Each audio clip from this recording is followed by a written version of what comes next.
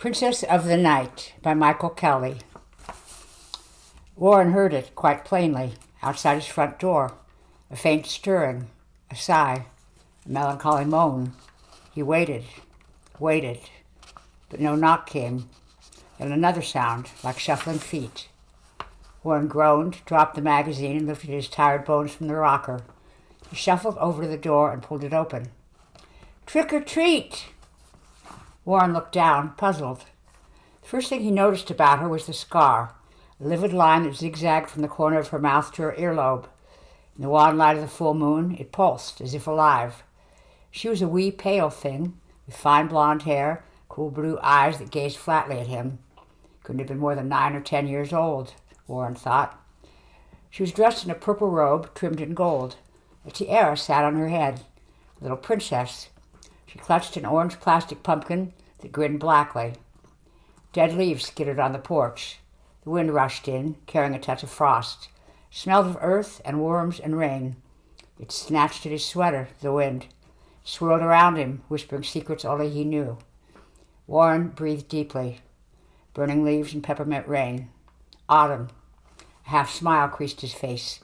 Once, long, long ago, he'd been an autumn person. Once, long ago, he'd been a man who'd smiled. "Trick or treat!"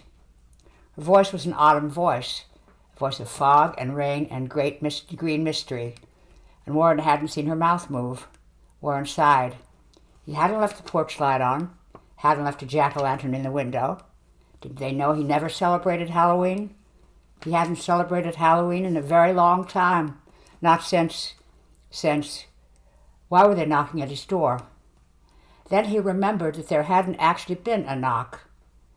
And another memory came bubbling to the surface, one that had lain hidden like a dark stone in a cool riverbed, wet and foggy night, a sudden blur of blonde hair, hiss of tires, a faint thump, and Warren, before driving away, watching through the rain-blurred window as a plastic pumpkin bumped and rolled down the dark, almost empty street.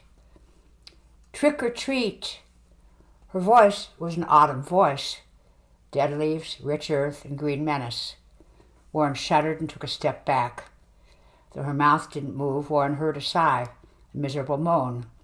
As the little princess took a slow step forward, one dim thought entered Warren's head. It wasn't Halloween.